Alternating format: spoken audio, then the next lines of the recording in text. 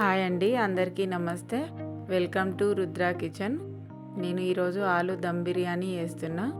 ముందుగా ఆలు 8% ఉడకబెట్టి పెట్టుకున్నాను. ఒక కడాయి తీసుకున్నాను.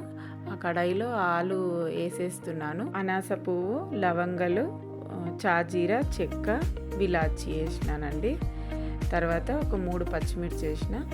తర్వాత ఆనియన్స్, ఫ్రై చేసుకున్న ఆనియన్స్ వేసిన. కారం, తర్వాత ఉప్పు, కొద్దిగా పసుపు, ధనియాల పొడి, బిర్యానీ మసాలా, పెరుగు వేసుకున్నానండి. పెరుగు ఒక బౌల్ పెరుగు తీసుకున్నాను.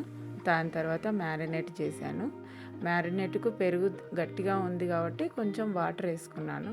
వాటర్ వేసుకొని మిక్స్ చేసుకొని పక్కకు పెట్టుకున్నాను. దాని తర్వాత ఒక గిన్నెలో వాటర్ తీసుకున్నాను. నేను ముందుగానే బిర్యానీ రైసు ఒక అర్ధగంట సేపు ముందు నానబెట్టాను, బాస్మతి రైసు. దానిలోకి చాజీర, లవంగ, ఇలాచి, బిర్యానీ ఆకు, కొత్తిమీర వేసాను. దాని తర్వాత నానబెట్టుకున్న రైస్ వేసాను. కొద్దిగా 80% అట్లా ఉడకాలి. 80% ఉడికింది. నేను దాన్ని తీసేసాను. తర్వాత మ్యారినేట్ చేసుకున్న దాంట్లో ఆ రైస్ తీసి లేయర్ వేసేసాను. దాని తర్వాత ఆనియన్స్ వేసేసాను. కొద్దిగా కొత్తిమీర వేసాను.